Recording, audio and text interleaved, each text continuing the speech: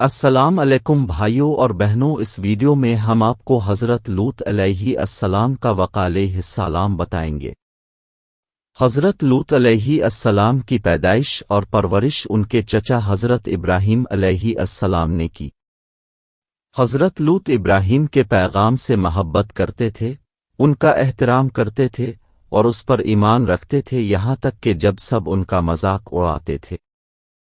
ابراہیم لوط کے ساتھ اکثر دور، خشکی اور سمندر کے پار سفر کرتے تھے، انسان کو اسلام کی طرف دعوت دینے اور پھیلانے کی کوشش کرتے تھے۔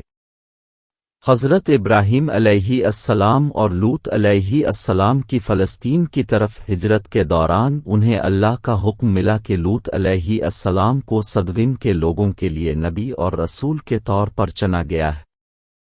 اللہ نے نئے نبی کو حکم دیا کہ وہ اردن اور فلسطین کی سرحد پر واقع شہر صدوم کا سفر کریں اور فاسقوں کو اللہ کی عبادت کی طرف واپس بلائیں۔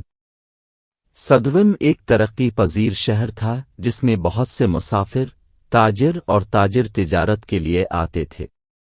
تاہم اس وقت کے دوران سب سے زیادہ مجرمانہ سرگرمیوں کے ساتھ صدوم بھی بدعنوان ترین شہر تھا۔ صدوم سے گزرنے والے مسافروں کو اکثر راستے میں بند کر کے ان کا سامان لوٹ لیا جاتا تھا اور بعض اوقات بے رحمی سے قتل کر دیا جاتا تھا۔ لیکن اس بدعنوان قوم کی طرف سے سب سے زیادہ بدنام زمانہ فعل ہم جنس پرستی تھا۔ ہم جنس پرستی کو دنیا میں لوط کے لوگوں نے متعارف کرایا تھا۔ بنی نوع انسان کی تاریخ میں صدوم سے پہلے کسی نے بھی ہم جنس پرستی کا تجربہ مشق نہیں کی تھی۔ یہ شرمناک عمل اس قوم کا معمول تھا اور پوری آبادی اس میں مصروف تھی۔ وہ اپنے طرز عمل پر بے حد فخر کرتے تھے، اس کے بارے میں کھل کر بات کرتے تھے اور کھلے عام ان غیر اخلاقی رویوں میں مشغول تھے۔ نبوت اور اپنے نئے مشن سے خوش ہو کر حضرت لوط جلد ہی صدوم میں آباد ہو گئے اور اپنی قوم کو اسلام کے دائرے میں لانے کے طریقے وضع کرنے لگے۔ وہ اچھی طرح جانتے تھے کہ ان کی قوم اس وقت کی سب سے کرپٹ قوم تھی، لیکن اس نے پختہ یقین رکھا اور امید کی اور دعا کی کہ وہ جلد ہی اپنے طریقوں کی گمراہی کو دیکھیں گے اور اللہ کی راہ میں داخل ہوں گے۔ جلد ہی حضرت لوط علیہ السلام شہر کے لوگوں کے پاس آئے اور انہیں ان کے رب کی یاد دلائی، کیا تم اللہ سے نہیں ڈرتے اور اس کی اطاعت نہیں کرتے؟ بے شک میں تمہارے لیے امانت دار رسول ہوں، پس اللہ سے ڈرو، اس سے ڈرو اور میری اطاعت کرو۔ حیران ہو کر شہر کے لوگ آپس میں بحث کرنے لگے، یہ شخص ہمارے شہر میں داخل ہوا ہے اور ہم سے کہہ رہا ہے کہ ہم کیا کر رہے ہیں۔ واضح طور پر وہ اس سے کچھ حاصل کر رہا ہے۔ حضرت لوط نے جواب دیا، میں تم سے اس پر کوئی اجر نہیں مانگتا، میرا اجر تو صرف رب العالمین کے ذمہ ہے۔ اس کے بعد حضرت لوط نے ہم جنس پرستی کا معاملہ اٹھایا اور انہیں بتایا کہ یہ واقعی ایک غیر اخلاقی عمل ہے۔ آپ صلی اللہ علیہ وسلم نے فرمایا، کیا تم جہانوں میں مردوں کے پاس جاتی ہو اور جنہیں تمہارے رب نے تمہارے لیے تمہاری بیویاں بنا کر چھوڑ دیا ہے، بلکہ تم فاسق لوگ ہو؟ اس کے بعد حضرت لوط نے اپنی قوم کو بتایا کہ وہ کبھی بھی اس طرح کے عمل کا حصہ بننے پر راضی نہیں ہوں گے اور انہیں اللہ کی طرف سے سخت عذاب سے خبردار کیا۔ اس نے کہا، میں ان لوگوں میں سے ہوں جو سخت غصے کے ساتھ ناپسندیدہ ہوں اور آپ کے اس عمل پر غضبناک ہوں۔ لوط کی بات پر صدوم کے مرد اور عورتیں بہت ناراض ہوئے، وہ آپس میں بحث کرنے لگے، لوط کو ان کے شہر سے بھگانے کا منصوبہ بنا۔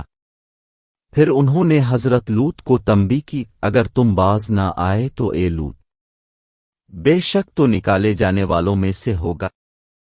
حضرت لوط علیہ السلام پریشان ہو گئے۔ سال ہر سال لوگوں کو اسلام کی دعوت دینے کے بعد بھی صدوم میں ایک شخص بھی دائرہ اسلام میں داخل نہیں ہوا۔ صدوم کا واحد مسلمان گھرانہ لوط کا گھر تھا اور اس کے تمام مکین مسلمان نہیں تھے۔ لوط اور ان کی بیٹیاں اپنے مذہب پر ثابت قدم تھیں، لیکن ان کی بیوی کافروں میں شامل رہی۔ चुनांचे हज़रत लूत अलैहि अस्सलाम ने अपने हाथ आसमान की तरफ उठाए और दुआ की, ए मेरे रब, फसाद करने वालों के खिलाफ मेरी मदद फरमा। ए मेरे रब, मुझे और मेरे घर वालों को उनके अमाल से बचा। इसी दौरान अल्लाह ताला ने 3 फरिश्ते भेजे, जिनमें फरिश्ता जिब्रील भी शामिल थे, मर्दों के भेस में हज़रत इब्राहीम के घर मेहमान बनकर भेजे। इब्राहीम, जो फरिश्तों को पहचानने में नाकाम रहे, ने अपने मेहमानों के लिए एक अजीम अलशान दावत तैयार की, लेकिन इसके मेहमानों ने उनको पेश किए गए खाने से इनकार कर दिया। हज़रत इब्राहीम खौफज़दा हो गए। उसने पूछा, तुम कौन हो? फरिश्तों ने जवाब दिया, डरो नहीं, हम अल्लाह के फरिश्ते हैं। हम कौम लूत की तरफ भेजे गए हैं और हम आपको एक ऐसे बेटे की बशारत देने के लिए भेजे गए हैं जो बहुत ज्यादा इल्म और हिकमत वाला है। हज़रत इब्राहीम अलैहि अस्सलाम जानते थे कि सदविम के लोगों पर अल्लाह का अजाब करीब है। वो फौरन अपने भतीजे लूत से डर गया। उसने फरिश्तों से कहा, बेशक उसके अंदर लूत है। फरिश्तों ने जवाब दिया, हम ज्यादा जानते हैं कि इसके अंदर कौन है। उन्होंने इब्राहीम को यकीन दिलाया कि लूत को बचाया जाएगा। फिर फरिश्ते खूबसूरत जवानों के भेस में सदविम की तरफ बढ़े। लूत की बेटी, एक मोमिन, ने खूबसूरत आदमियों को शहर में दाखिल होते देखा और अपने बाप के पास भागी और उसे 3 आदमियों की इत्तला दी। हज़रत लूत अलैहि अस्सलाम ने उन लोगों के पास जाकर सदविम शहर में उनका इस्तकबाल किया। वो सदविम के मर्दों के हाथों जवानों पर होने वाले अंजाम के बारे में अच्छी तरह जानता था, इसलिए इसने मर्दों को अपनी हिफाजत के लिए शहर छोड़ने पर राजी करने का इरादा किया। लेकिन हज़रत लूत अलैहि अस्सलाम को मेहमानों को जाने के लिए कहने में बहुत शर्मिंदगी हुई, इसलिए उन्होंने मेहमानों को अपने घर की तरफ रहनुमाई की और इस बात को यकीनी बनाया कि उन तीनों खूबसूरत मर्दों को किसी ने न देखा। लूत की बीवी, जो एक काफिर थी, ने मर्दों को अपने शौहर लूत के साथ इसके घर में दाखिल होते ही देखा। वो जल्दी से शहर के मर्दों के पास गई और उन्हें बताया कि लूत के घर में 3 पुरकशिश नौजवान हैं। लोग इस खबर पर खुश हुए और आहिस्ता आहिस्ता लूत के घर के बाहर जमा हुए और उसके दरवाजे पर दस्तक देने लगे। लूत ने कहा, मेरे मेहमानों के बारे में मुझे रुस्वा न करो। क्या तुम में कोई अक्लमंद आदमी नहीं है? बेचैन होकर आदमियों ने जवाब दिया, क्या हमने तुम्हें लोगों की मेजबानी से मना नहीं किया था? सदविम की पूरी कौम अब लूत की दहलीज पर जमा थी। वो लम्हा बा लम्हा बेसब्र हो गए और उसका दरवाज़ा तोड़ना शुरू कर दिया। गुस्से में आकर लूत ने अपनी कौम को पुकारा, ये कौम की लड़कियां मेरी बेटियां हैं, कानूनी तौर पर शादी करने के लिए अगर तुम ऐसा करना चाहते हो। मर्दों ने जवाब दिया, तुम जान चुके हो कि हमें तुम्हारी बेटियों में कोई दिलचस्पी नहीं है, और वाकई अब जानते हैं कि हम क्या चाहते हैं। हज़रत लूत अलैहि अस्सलाम करप्ट लोगों के सामने बेबस हो गए। काश मैं तुम्हारे खिलाफ कुछ ताकत रखता या किसी मजबूत ताकत में पनाह ले सकता, उसने सोचा। फिर तीनों आदमी बोले, ए लूत, हम तेरे रब के फरिश्ते हैं, इसलिए वो अब तक कभी नहीं पहुंच पाएंगे।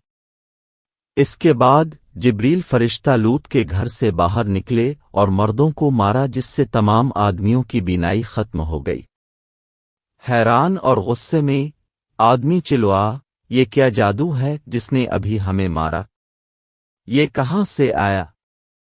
ए लूत, इसके पीछे आप ही हैं। अब देखेंगे कि कल हम आपके साथ क्या करेंगे। फिर अंधे लोग अगले दिन लूत को हलाक करने की साजिश करते हुए अपने घरों को लूट गए। अल्लाह ताला ने हज़रत लूत अलैहि अस्सलाम को हुक्म दिया, यह रात के कुछ हिस्से में अपने अहलो अयाल के साथ निकलो और तुम में से कोई पीछे मोड़ कर न देखे सिवाय अपनी बीवी के। बेशक वो इसकी जद में आएगी जो उन पर पड़ेगी। बेशक उनका वक्त सुबह का है। क्या सुबह करीब नहीं है? جیسا کہ ہدایت کی گئی ہے، حضرت لوط اپنی بیٹیوں کے ساتھ رات کے وقت صدوم سے نکلے۔ صبح ہوتے ہی شہر میں ایک زوردار چیخ نکلی جس نے مکینوں کو شدید درد اور خوف سے ہلا کر رکھ دیا۔ پھر جبرائیل علیہ السلام نے قوم کو اپنے بازو کے کنارے سے پکڑ کر اونچا کیا، زمین کو موڑا اور زمین پر گرا دیا۔ اس کے بعد اللہ نے آسمانوں سے سخت مٹی کے پتھروں کی بارش کر دی، ہر پتھر پر ایک فاسق کا نام لکھا ہوا تھا جس کے لیے یہ ارادہ کیا گیا تھا، جس سے صدوم کے باشندوں کی بیکار زندگی کا خاتمہ ہو گیا۔ حضرت لوط جو اپنی بیٹیوں کے ساتھ صدوم چھوڑ کر اپنے چچا حضرت ابراہیم کے پاس واپس آئے۔ ابراہیم کے ساتھ مل کر لوط اپنی موت تک اللہ کے پیغام کو پھیلاتے رہے۔ آج بحیرہ مردار بدعنوان شہر صدوم کے مقام پر واقع ہے اور حضرت لوط کی قوم کے خلاف اللہ کے غضب کی ایک طاقتور یاد دہانی کے طور پر رہتا ہے۔ اللہ تعالیٰ قرآن پاک میں ارشاد فرماتا ہے، بے شک اس میں دیکھنے والوں کے لیے نشانیاں ہیں، اور بے شک وہ شہر بالکل ہائی روڈ پر ہیں، مکہ سے شام تک، یعنی وہ جگہ جہاں اب بحیرہ مردار ہے۔ ضرور یقیناً اس میں ایمان والوں کے لیے نشانی ہے۔